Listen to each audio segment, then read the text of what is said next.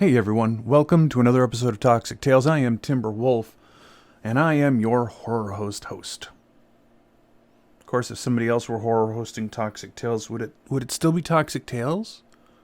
And would I still be me? And if I'm not me, who am I? I'm not gorgeous enough to be Sluggo. I'm just gonna be Timber. It's easier. Anyway, we are jumping from the big screen to the small screen today with a couple of public domain television show episodes, and we're going to start things off with George Burns and Gracie Allen, Season 1, Episode 3, The Property Tax Assessor in the public domain. And basically, it's just like it says, a property tax assessor comes to visit, and hilarity ensues. This is brought to you by Carnation Evaporated Milk. And it is, I don't know if it counts as a lot, but I'll let you be the judge of that. Because I think they're really into the stuff, or they're getting paid to promote it. But anyway, we're going to get you right into the Property Tax Assessor, George Burns and Gracie Allen, on Toxic Tales. When it's television day here on Toxic Tales, and we're going to jump right into our next TV show, and it's You Bet Your Life with Groucho Marx. You know how that works. Say the sacred word and the duck comes down. Now, this is sponsored by Desoto, and it is starring Groucho Marx, George Fenneman, and Melinda Marx. There's a lot of fun with it, and I'll let Groucho tell you what the secret word is in order for the duck to come down. But we're going to get right into that here on Toxic Tales. Enjoy! Desoto and the Desoto Plymouth Dealers, coast to coast, present Groucho Marx in You Bet Your Life.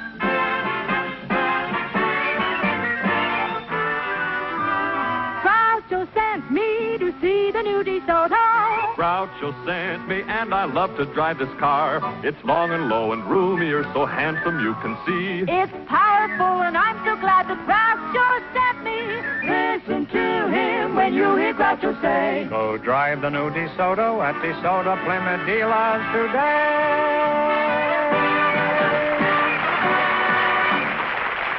Well, here I'm again with $1,500 for one of our couples, and if any of them say the secret word, the duck will fly down and pay him $100. The word tonight is voice. All right, duck. Groucho, we invited some women lawyers to the show tonight. And just before we went on the air, our studio audience selected Miss Beverly Rubens. Her partner is one of baseball's best-known figures, Mr. Charles Gresson. So, folks, you come in, please, and meet Groucho Marx.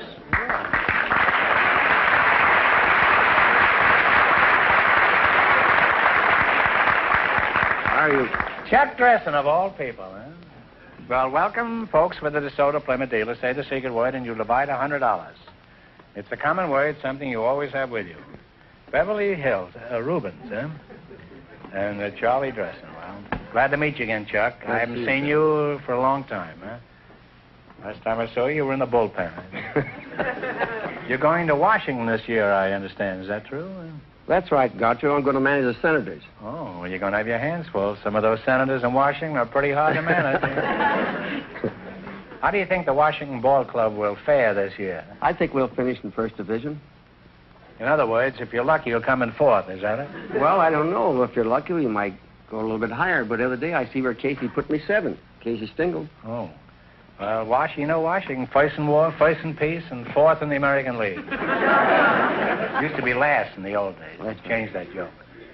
Now, how long were you with Brooklyn before they threw you out, Chuck? Groucho, we might as well get right down to cases here. Stop being polite, huh? First, they didn't throw me out. I was there in 1951, 1952, and 1953. What kind of a deal have you got with Washington now? Well, I got what I wanted with Worston. I got a 2-year contract with the senators. Chuck, they slip one over on you. All the other senators get 6 years in Washington. Now, Chuck, do you mind if I palaver with your partner for a moment? Not at all. Go ahead. You're Beverly Rubens, That's huh? right, Groucho. Mm-hmm. And, it says here you're a lawyer? Mm-hmm. That's right. Well, I may invite you to go out and help me work on a case after the show. You prefer scotch or bourbon? Would you mind giving us your age, Beverly? And remember, the penalties for perjury are the same in this court as any other. If I have a choice, Groucho, maybe I better not incriminate myself. Well, are you single or married? In other words, are you looking or cooking? Boy, I get fooled all the time. Well, I'm not cooking. Now, Beverly, how long have you been a lawyer? Well, Groucho, I passed the bar just this last December. I've heard the expression passing the bar many times, but I'm not sure what it means. What happened when you passed the bar? Did some drunks inside whistle at you? Well, the bar that I was referring to is the state bar, Groucho. That's considered the best kind. Oh, I see. They have nothing but bonded stuff there? And after, what it is, it's a written examination. And after I'd received notification that I had passed the written examination, I attended the ceremonies in January, where I was sworn in by Chief Justice Gibson of the California State Supreme Court with 250 other attorneys here from Southern California. You say he swore you in? That's Yes. a coincidence. Last time I faced him, he just cussed me out. Was there any more to the ceremony than just this man swearing at you? Well, yes, we had a... You do a maypole dance or anything like that? singing habeas corpus. Yeah. No, we... All around the habeas corpus, huh? You've been there, I see. Well, I've been a habeas corpus for many years. After we were... Last 2 years, I've just been a plain corpus. After we were sworn in by the Chief Justice, we did have a talk from the representative of the State Bar, and he gave us some tips on professional ethics and honesty in the courtroom. Well, was he for him or against him? Well, I'd like to more time to talk to you two, but now you're going to play You Bet Your Life. Remember, we start you off with $100. You understand how to play this game, huh? And one answer between you. Okay. How was it you didn't take the sport quiz? Was it gone already, I don't know enough about it. Oh, that's right. You were with Brooklyn. Now, you selected... You select a dictionary quiz, huh? It's a fine thing for a ball player. Remember, the more the question is worth, the harder it is. What do you want to start with? 10, 20, 50, all the way to 100? 80. 80. 80. All right. What does the word ambulate mean? To walk about, move about. Yeah, that's right. That's very good and very smart. You're on your way. You have $180 now. What are you going to go for? $70. What do you call the movable plate or valve in a stove or fireplace that is used to regulate the draft? The movable plate or valve in a stove or fireplace that is used to regulate the draft. The flue? No, it's a damper or a check. We lost half your 180. You now have $90. All right, now don't get discouraged. Now, what are you going to go for? 60? 60? What is the fourth estate? The press. The press is right. Well, you now have $150. Okay, now you're climbing. Now, what are you going to go for? 20. 90? What do you call the board used by an artist on which he mixes his colors or pigments? No, the easel. Yeah. The board used by an artist in which he mixes his colors or pigments. Thing like this. The easel? The palette. I'm sorry. What is The it? palette. Eugene Palette, that's right. Yes. And you wind up with $240. Chuck, you got home by a squeeze play that time. Thanks, and good luck from the Desoto Plymouth dealer.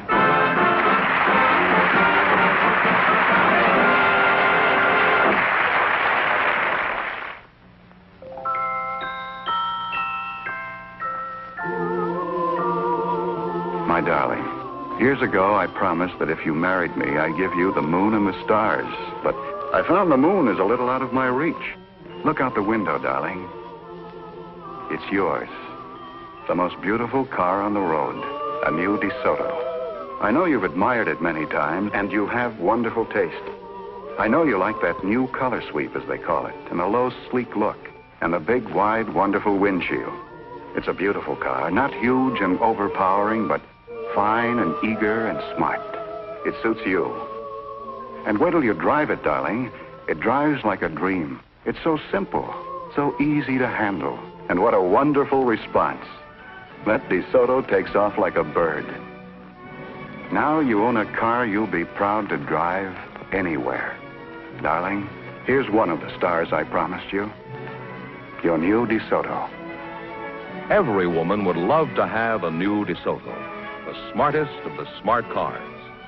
Drive a Desoto before you decide.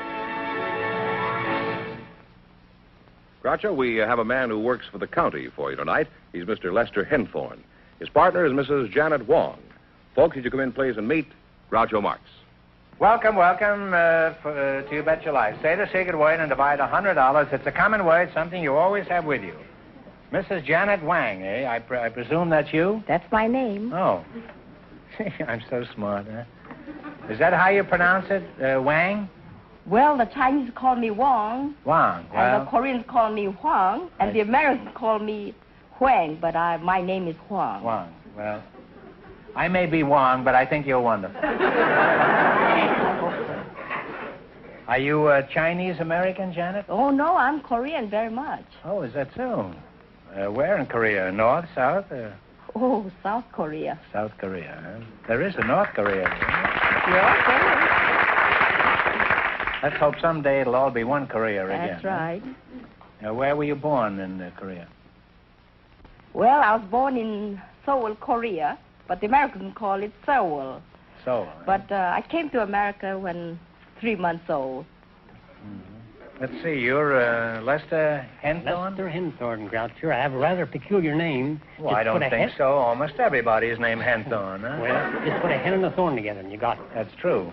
And if you put a hen and a thorn together, you're going to have a pretty sick hen. Now, where are you from, Hen? I'm Thorne? originally, Groucho, from Ohio, a little place in Ohio called Hannibal. Hannibal? Right along the Ohio River. Oh. What sort of work do you do? Well, I'm with the county agriculture department, pest control, Groucho. You're a what? Pest control man for the Los Angeles County agricultural department. You control pests? That's right, Groucho. What sort of pests do you control? Well- You mean like door-to-door salesman? No, Groucho, we control field rodents. The principal one is the beachy-eyed ground squirrel.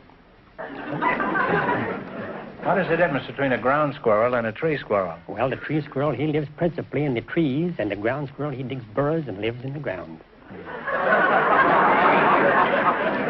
Well, I've learned something there. I don't know what it is, but I've learned something. Now, there must be more difference than that, isn't it? Well, no. That's the only difference? That's the only difference. Well, how about gophers? Do you trap them? Well, we do some work on gophers, Groucho, on our freeways, and... Oh, there are plenty of them on the freeways. Plenty of rabbits on the freeways. Well, Mrs. Wang, let's get back to you. When was the last time you were in Korea, Janet? It was November 1949 to 1950. Oh, you were there during the war, huh? Oh, and how? And how? Is that a friend of yours? Yes, my husband and I were invaded by the communists, were imprisoned for 3 months, and what an experience we've had. Oh, that must have been just awful, huh? They woke us up 4 o'clock in the morning, and they said, we're gonna kill you. They had us standing against the wall with our hands uplifted and guns pointing on our chest, and I said, well, I guess this is it. I'm gonna die. I was counting, and I don't know why, but God sent his angels, I guess, and saved our lives. First Division Marines liberated us, and that was really wonderful. Oh, that must have been a great thrill. Greatest experience. Those Marines are pretty handy to Oh, have around, I think they're the best of the United States of America.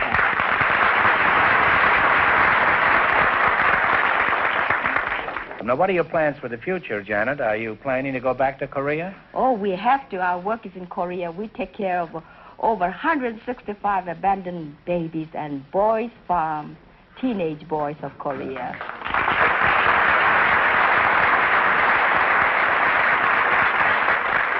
Well, could you tell us something about your boys' farm? What is it like? Is it anything like a girl's farm?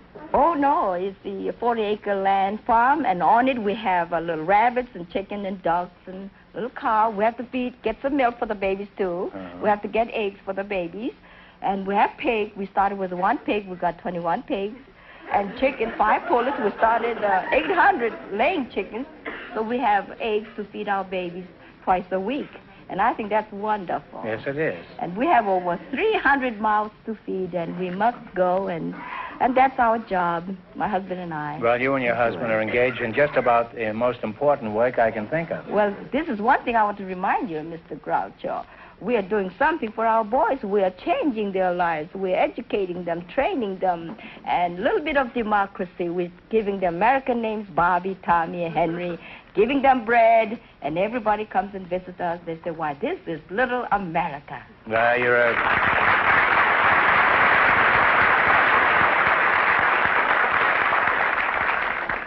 You're quite a gal, and I hope you knock us over for a lot of money tonight. All right, now let's play You Bet Your Life. In the race for the $1,500, the first couple won $240, and the secret word is voice. You selected a biblical quiz. What do you want to start with? What do you think? From 10 to 100. 60. $60. Who did the daughter of the Pharaoh find in a basket floating among the bulrushes? Moses. Old man Moses is right, huh? Well, you're off to a good start. You have $160.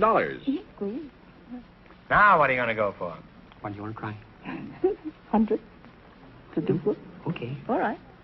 100? What biblical leader brought the Israelites over Jordan into Canaan? Canaan? Joshua? Yes, and not only that, he fit the Battle of Jericho. You now have $260. What's that go for? All right. 80. $80. Who was David's close friend in the Bible? Jonathan. Jonathan is right. You now have $340. $340 is your last chance to be the other couples. What are you going to go for? 70. 70? What country was referred to in the Bible as the land of bondage? Israel. Talk it over. Egypt.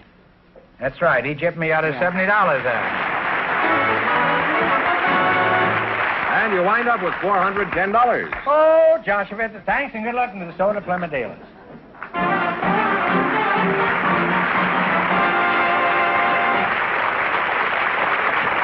Groucho, Miss Kay Barker and Mr. Robert Bootson are waiting to talk to you. So, folks, would you come in, please, and meet Groucho Marx. Welcome, welcome to the Desoto Plymouth dealers. Say the secret word. Say the secret word and divide $100. It's a common word, something you always have with you. Miss Kay Barker and Robert Bootson, eh? Miss Barker, this is the first time in my life I've ever stopped talking to a platinum blonde in order to talk to a man with whiskers. Mr. Bootson, huh? Where are you from, Mr. Bootson? Well, I'm Boots, and I'm a native of San Francisco, even though some people think I'm a native from Africa. Appearance. No, I thought you came from the bush country. How old are you, Boots? Well, Boots, around... Logging up and down again. Boots. Around 35. Of course, I've been living 20 years in the hills and the mountains and the beaches, and they never caught up with me to send me my birth certificate, so I don't know how old I really am. Oh. You say you lived in the hills? That's How long? Right. Well, I lived there about 20 years in caves and under trees and top of trees. Why were you living this like a hermit? Well, of course, I didn't have to pay any taxes living that way, and I felt very healthy up there. I mean, I had a lot of air. I like a lot of air. Yes, you can get a lot of air there. You mean one day the tax man came around and you threw the paper aside and says, well, me for the hills? That's right. What did you eat when you were living like a caveman? Well, frozen chop suey? No, I ate wild berries and acorns, and I'd climb high fig trees and eat sweet figs. I chased the birds away because they eat the sweetest. Yeah. And I ate sweet figs and grass. It's good for your eyes. Alfalfa. Cows got good eyes. I want good eyes. That's right. You rarely see a car with glasses.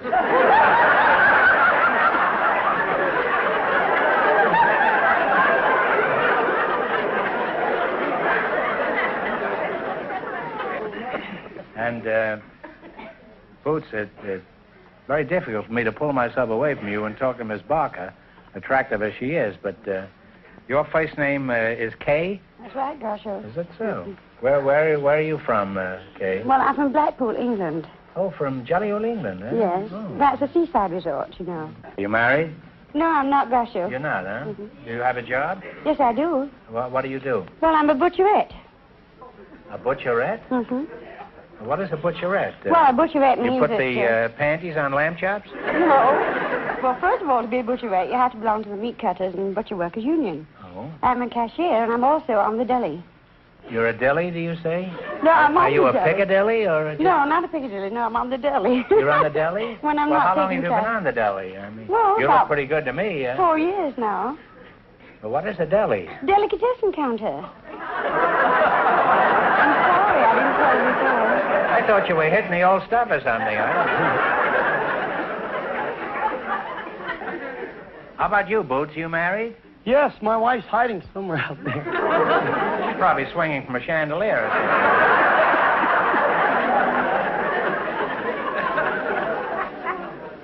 Where did you meet your wife? In a treetop or...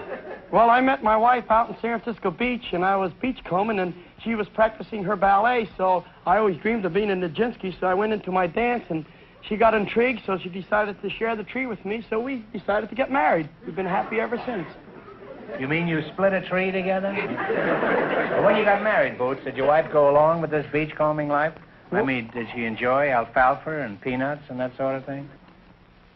Well, she did for 3 months, but then afterwards the mosquitoes got her, and they got peanuts. She got tired of peanuts and tired of climbing fig trees for her breakfast. So she said, I compromised, and we got a half of a house. I mean, we got a little house, a little cottage, a room.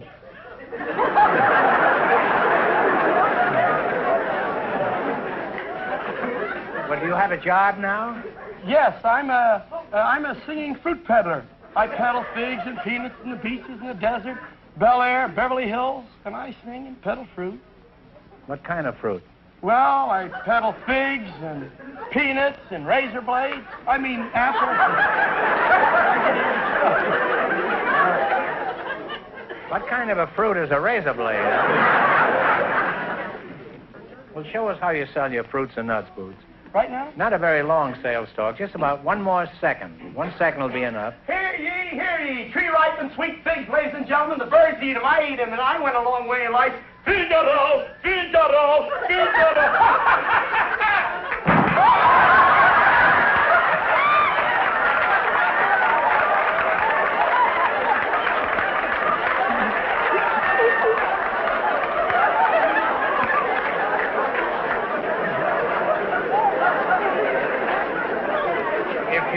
If you think the stuff he's selling is nuts, just listen to him. Well, Boots, I admire you. Thank you. I want you to know that I admire a rugged individualist like God you. bless you. All right, now let's play You Bet Your Life. In the race for the $1,500, Mrs. Wong and her partner are leading with $410. This is an old-fashioned spelling bee. You'll get only one chance at the correct spelling and only one answer between you. Okay, now what are you going to start with? 70. Does his beard tickle?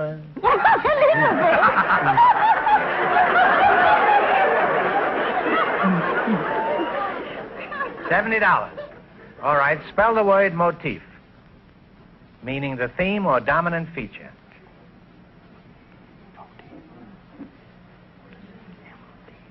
Motif. Spell it and pronounce it. M-O-T-I-F-F-E. You spell it. M-O-T-I-F-E. Motif. I think about 6 more spellings will get it, but... No, it's M-O-T-I-F. That's what I thought. I forgot the... You just got too elaborate with that word. That's all right, now don't get discouraged. Now, What are you going to go for? half your $100. You now have $50. Now, what are you going to go for? 80. She says 80, and I say 80. Okay, spell the word gnome, meaning a diminutive being like a dwarf or an elf. No. Yeah. Is K? No. N-U-M-B? N-O-M-B. N-Y-M-P-H.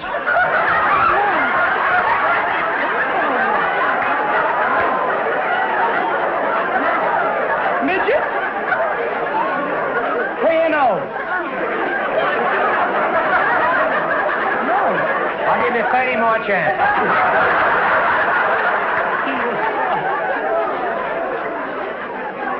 Here's the card. Well, I'm sorry. You had a number of chances. I believe you lived in a tree, Boots. It's Gnome. No. Well, you lost half your $50. You now have $25. Don't get discouraged. You're going to leave here flat broke. No taxes, that's right.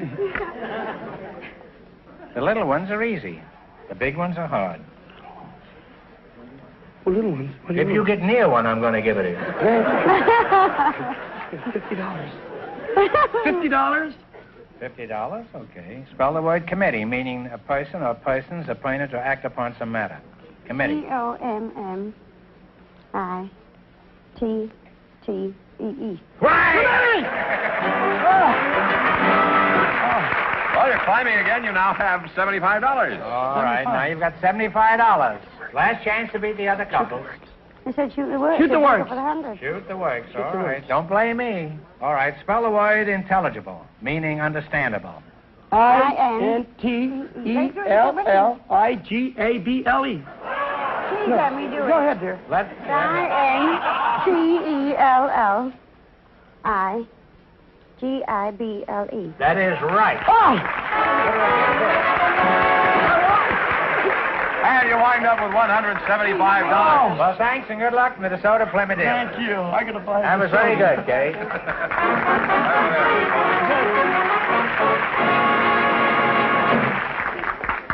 And that means that Mrs. Wong and Mr. Henthorne with $410 in just 1 minute get the chance at the DeSoto Plymouth $1,500 question. TV, top value. TV, top value. For a real buy in a used car, see your DeSoto Plymouth dealer tomorrow. He's having a special anniversary sale, celebrating the anniversary of top value used cars. Let's take a look at some of these great DeSoto used cars in action. A DeSoto Plymouth dealer specializes in cars that were better engineered and better built. That's why they're better used cars. This 1952 DeSoto, for instance. The extra value that was originally built into it is still there. Remember how we described the 1952 DeSoto as a beautiful car and built for comfort? Those famous Oriflow shock absorbers smoothed out the bumpiest roads. They still do. And waterproof ignition helps you start your DeSoto on the rainiest days and keeps it operating in the dampest of weather. So great has been the demand for new 1955 DeSotos and Plymouths. Terrific trade-ins like this are now a top value buy. Now is the time to visit your DeSoto Plymouth dealer. He's having a special anniversary sale, celebrating the anniversary of top value used cars. Here's the winning couple, Groucho, Mrs. Wong and Mr. Henthorne, all set for the DeSoto Plymouth $1,500 question. All right, here we go for $1,500. I'll give you 15 seconds to decide on a single answer between you. Think carefully and please no help from the audience. Although our national parks are understaffed and need more money to operate efficiently, more people visited them last year than ever before in history. For $1,500, which is the largest and oldest of our great national parks? Talk it over.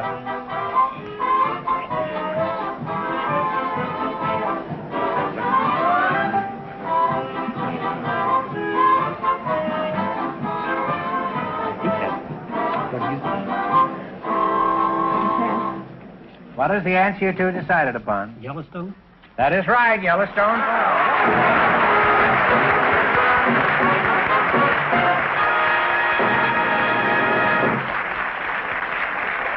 That's right, you win $1,500. And how much in the quiz, George? $410 in the quiz. That's $1,910. I know what you're going to do with your money. Oh, and all. But what are you going to do with yours, you pest man, you? Huh? I'm going to send some money to my favorite religious television program. And there's a family we know of. There's 12. You mean there is one more religious than this one? I don't know, Groucho. Could be. Send me 90% of it. No. And I'll send it to Korea.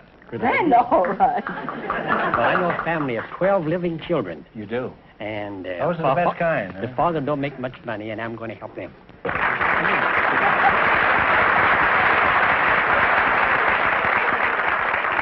Well, congratulations from the Desoto Plymouth Dealers of America. You bet your life.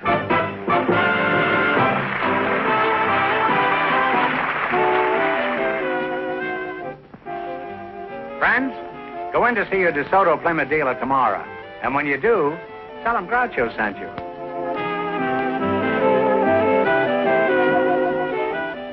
Be sure to tune in next week, same time, same station, for Groucho Marx in You Bet Your Life on television. On radio every Wednesday night. And don't miss the big Chrysler Corporation TV show each week on another network.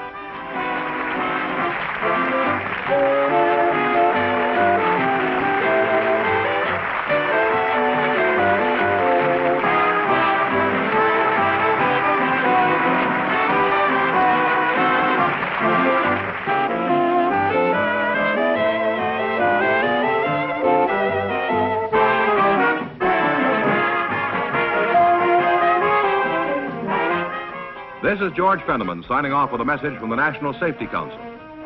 See that children play only in approved play areas, never in the street or near moving traffic.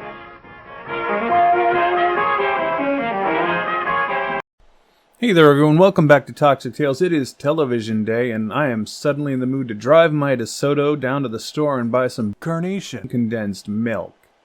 Now, we're going to keep this going with our next series, and it's Topper, the series. We all know Topper. We all like Topper. Well, they did a series about it, not just the movies.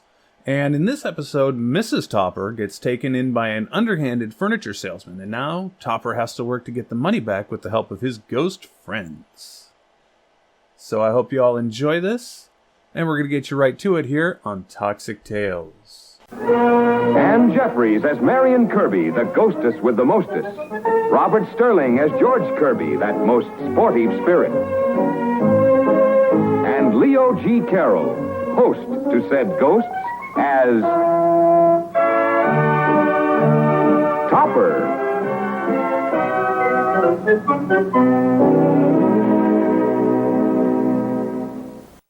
Oh, Mr. Topper, did you have a nice game, sir? Incredible. Is the Topper home? Yes, sir. She's upstairs. On the phone, I think, sir. May I make you a nice hot cup of tea, sir? Oh, that'll be very nice, Katie.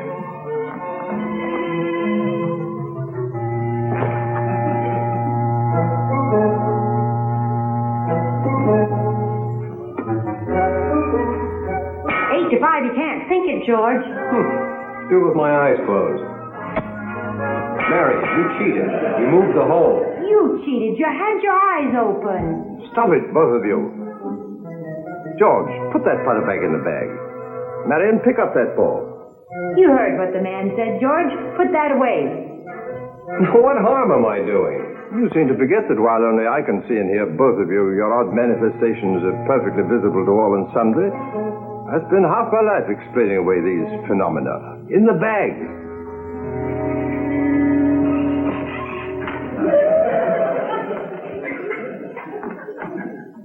How'd you do that? Just mind over matter. Little practice. Anyone can do it. Let me see you do it again. Yeah.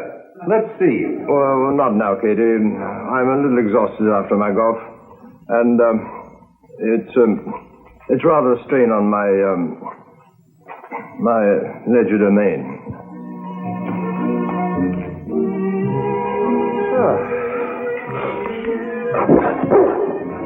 He won't get up, Topper. He loves it. He won't he? All right, I'll sit on him.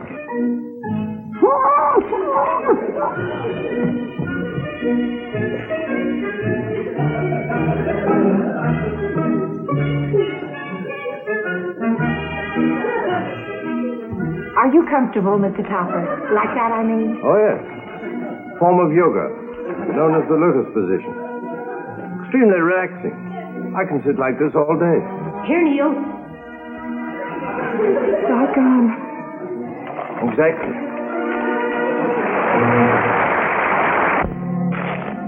What's new, Topper? Aren't you going to thank us for helping you out on the golf course today? No, I am not. They'll probably throw me out of the club. thanks to you. Well, they can't throw you out of the club for 9 birdies, 2 eagles, and 3 holes in one. It just doesn't look legitimate for a man with a 33 handicap. Well, personally, I wouldn't belong to a club that was that suspicious. Now, please, go away and let me rest and read in peace. He wants to rest in peace, George. So who's stopping him? Cosmo. What's the matter, Cosmo? Isn't that sofa comfortable?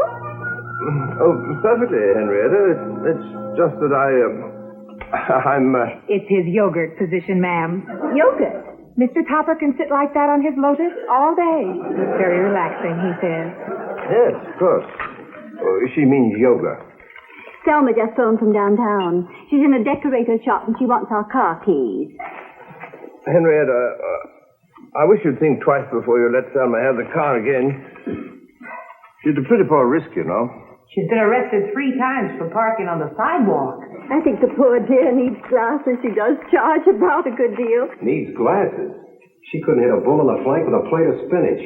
She is clumsy and terribly absent-minded. Well, I'll be off, dear. Be home soon. Hey, wait a minute. I'll go with you. I just love decorator shops. Selma, she's easily the most forgetful woman in the world. Next to Henrietta. What do you mean? What? Henrietta, wait, the keys.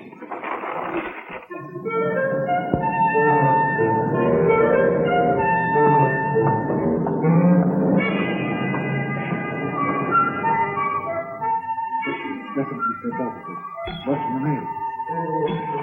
They tipped me on that 10-piece line on the street, and I paid for that. They'll threaten me with a finance company. What do you mean you're going to repossess the furniture? The check was most definitely sent out. Must have been lost in the mail. Now, you listen. You gypped me on that 10-piece modern drawing room suite, and I paid for that. Don't you threaten me with a finance company.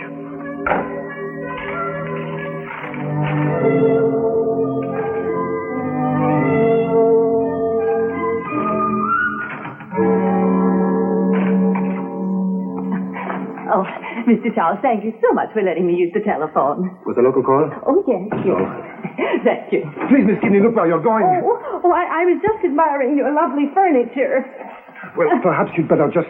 Thanks, dear. I'll be all right in a minute.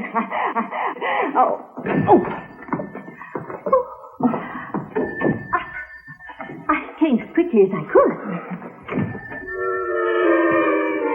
It's just me. I was looking at the chair in the window. That's odd. I know it's odd, but I thought maybe you would like it. Mr. Charles, this is Henrietta, Mrs. Topper. This is Mr. Charles, Mrs. Topper, Henrietta, I mean. Mrs. Cosmo Topper, the wife of the banker? You know my husband? Only by reputation. I think it looks better from this angle. Excuse me.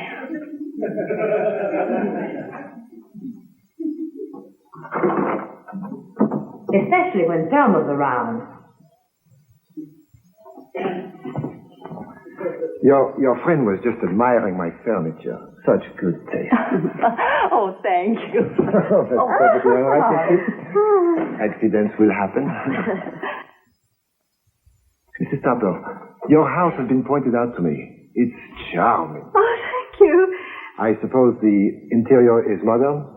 Oh, no, I'm afraid. So many people are afraid of the modern. It requires extremely refined taste. Oh, don't misunderstand me. I do like it. It's, quite nice. I think we'd better be going, Thelma. Just a minute, Miss Kidney. You have given me the most wonderful idea. Mrs. Topper, look at that. It's a fishnet, isn't it? Gloves and net, Mrs. Topper. Oh, Miss Gibney, you have the instinctive sense of design. Oh, but I didn't mean to do it. How would you like to work for me? What a wonderful idea. Oh, she'd be a brilliant decorator. She has such good taste. I need an assistant. Please, won't you try it for a few days? Oh, I'd just love to, Mr. Charles. Thank you so much. I'm sure I could add a new touch here and there. Oh, what an interesting touch. absolutely brilliant. Well, goodbye. Goodbye, Mr. Charles.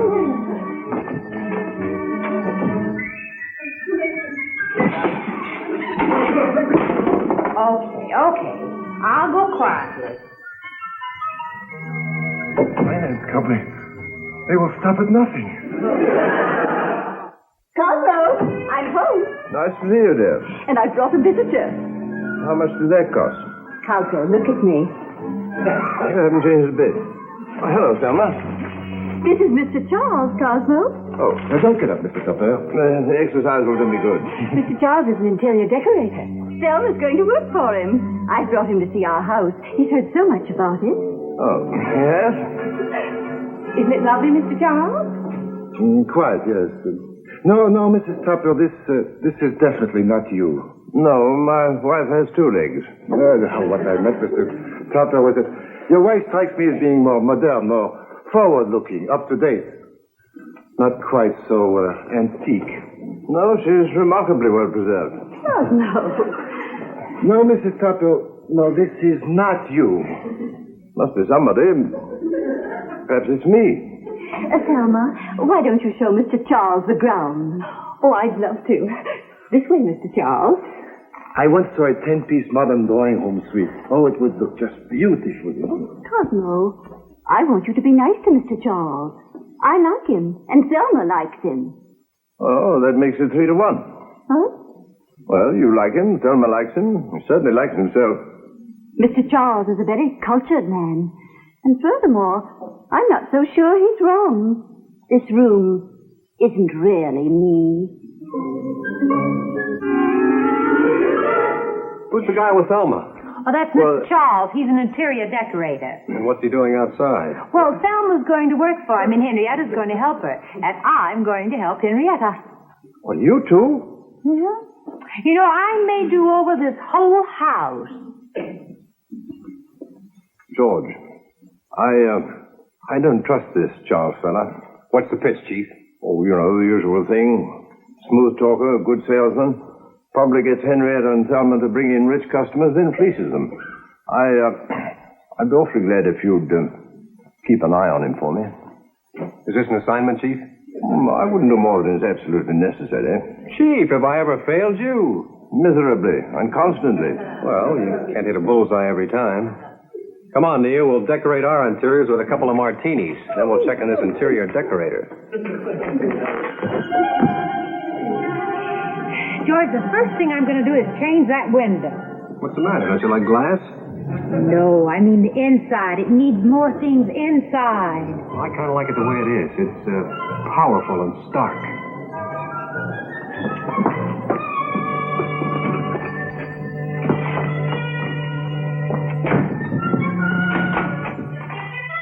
The customer? Well, he must have changed his mind. He must have changed it awfully fast. Mr. Charles doesn't seem to have many customers.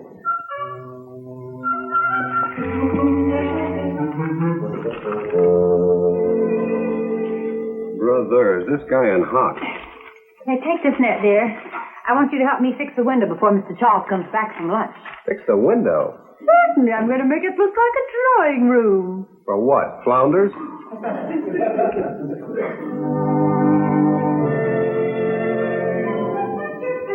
I do hope we have some customers today.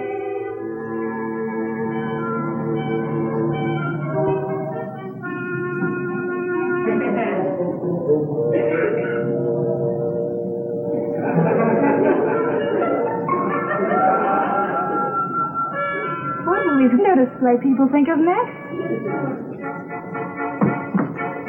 Let's go outside and see how it looks. Selma, a customer. See who it is. Henrietta! Henrietta! We've been robbed. Why didn't you stop them? Stop whom? The robbers. There wasn't anybody here.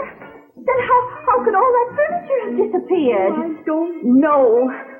Look, Henrietta. Oh, in the window.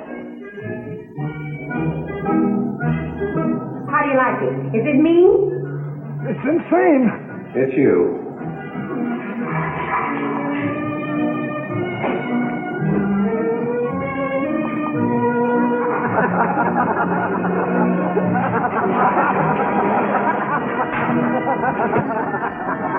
Now, that's what I call an interesting window.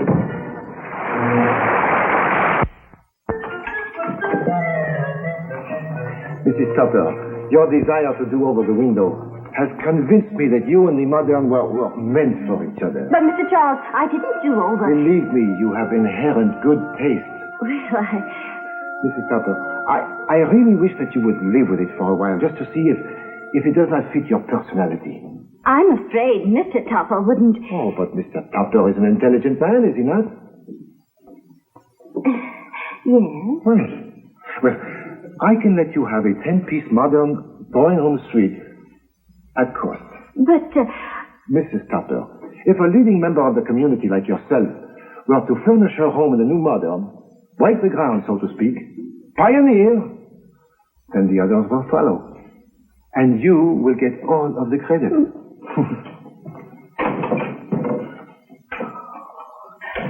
Henrietta, to be a pioneer. I do have a little money of my own. I could do it as a surprise for Cosmo. What a wonderful idea.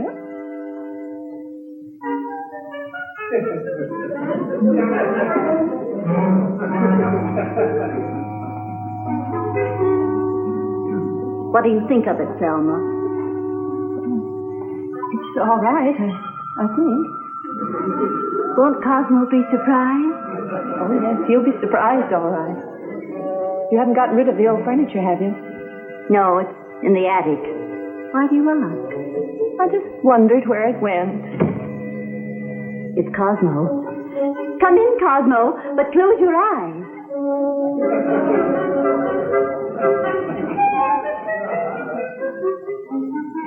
Still there. What is? That furniture. It's a surprise. Well, that's clever. As you can play cards and watch the other fellow's feet at the same time. You love it after you've lived with it for a while. Yes, it's so functional, so functional. It's good for dropping things, too. Oh, of course, if you don't like it. You said I didn't like it. Oh, Cosmo, try this chair. It's so comfortable. It's a chair. It fits any shape.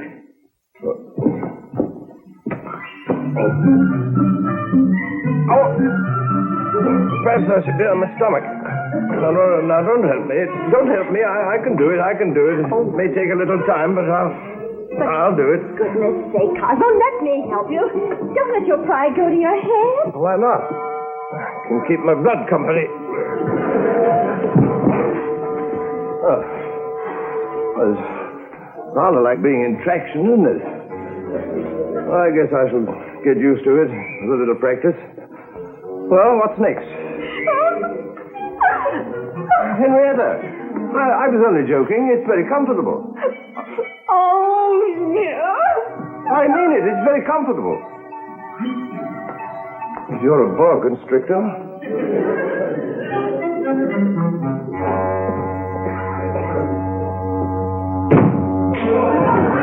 Poor Topper.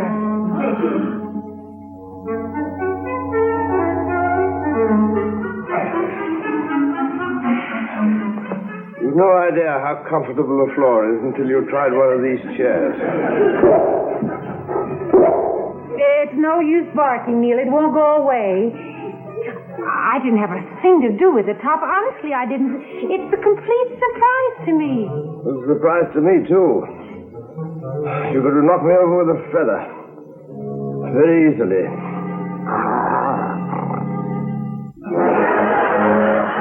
That's what that hole's for.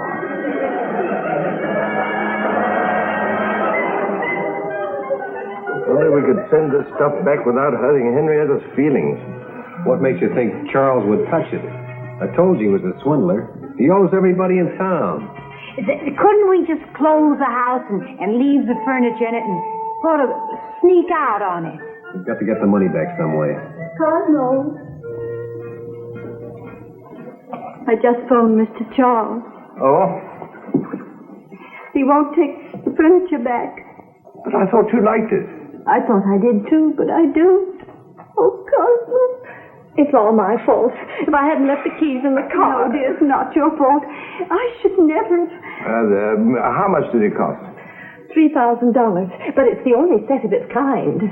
Oh, well, that's something. Oh, Cosmo, can you ever forgive me? Copper, I've got a wonderful idea.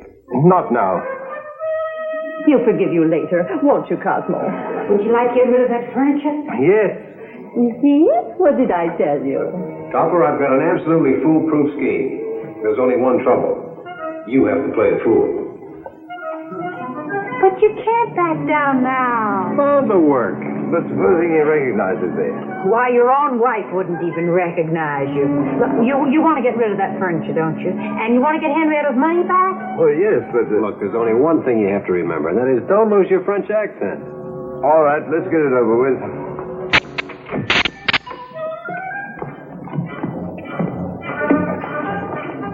Remember, we're right behind you. Good morning. Monsieur Charles? Move fast, Copper. He's on the lam with the loot. Je suis Monsieur Charles. Vous désirez, monsieur? Dépêchez-vous, s'il vous plaît. Je suis pressé. I beg your pardon. Tell him to speak English. Please, speak the English. When in Rome, we do as the Romans do, you, no? Huh? No, what? Don't get carried away, old boy. You speak English beautifully, Monsieur... Monsieur... Gallo. Monsieur Gallo. Pierre Gallo. Last month, when I passed your window, I see a chair. A so beautiful chair. Oh, I'm afraid it has been sold. He's afraid. Oh, you think he has went this so beautiful chair? I sold him only last week. Maybe, perhaps, for me, you can find for me like it another? There's something wrong with that last sentence. Oh, monsieur, it is too bad you did not come in last month. This chair was part of a 10-piece drawing room suite. Oh, 10 pièces. 10 pièces. Why, life is so beautiful chair.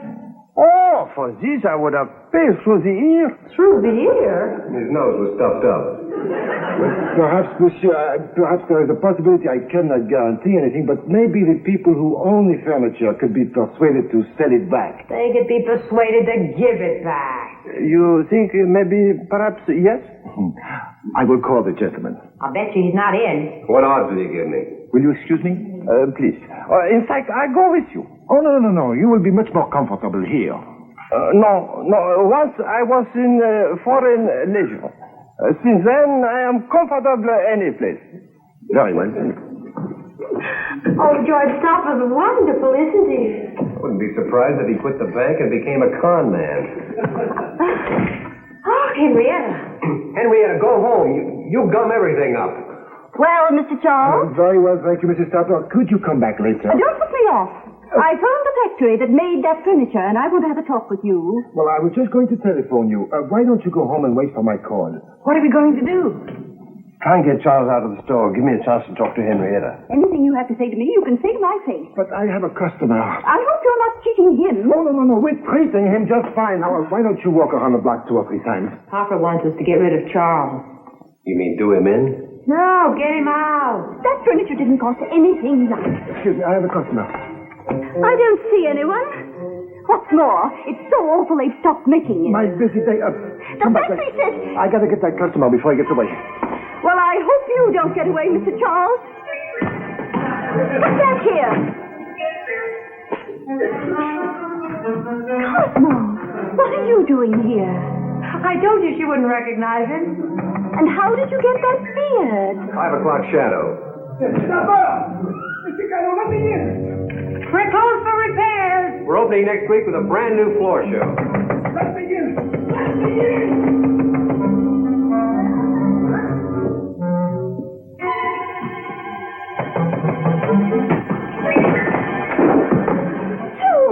You've come back.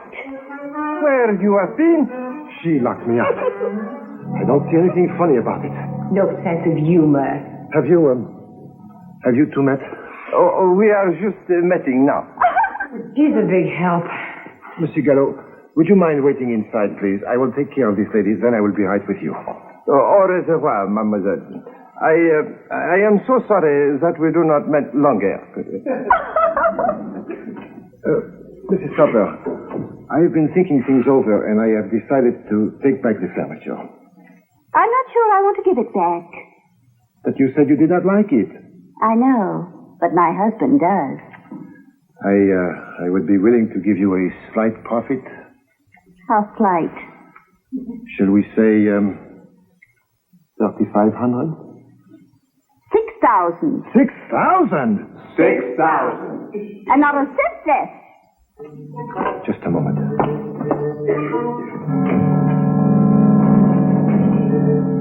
Monsieur Gallo, how much would you be willing to pay for the furniture? You think you can get me for it? Oh, I feel reasonably sure. However, the people who own it have... I am prepared to pay $5,000. Oh, monsieur, I'm afraid they will require at least twice this amount. Very well, then I pay $10,000. Papa does a hard bargain. Voila. You will? $3,000 for the deposit. Merci, monsieur. Excuse me a minute. Here is $3,000 in cash. I'll make you out a check for the balance. Yeah, I don't understand this. Who's looking who? Very simple. Henrietta paid $3,000, Topper paid $3,000, and Charles paid $6,000. You ask me, somebody's out $12,000. You're a mathematical genius. They're all even. Well, then why did we go to all this trouble? They want to stick Charles with the furniture. Oh. I will send for the furniture this afternoon. Forgive me, mademoiselle. I send you word where the furniture is to deliver. And now, if you please, I must go. Well. What an actress. I must go, too. Here, darling, take these. George, I wonder what he's thinking.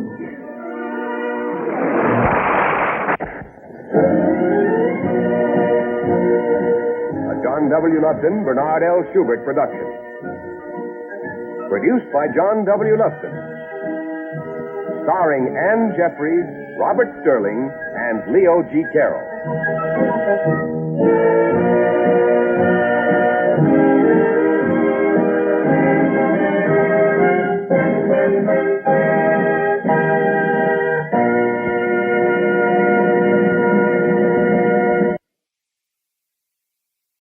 Hey everybody, just finished watching Topper, the series, here on Toxic Tales, and well, that is going to do it for me for tonight. I'm going to be back next time with Atomica, and we are going to have us a good old time here on Toxic Tales. By the way, I just got the word, we have made 12 episodes, so we will be sticking around for as long as we can. So for now, you know how this goes. If you want some, come get some. You don't like me? Fright me. See you next time.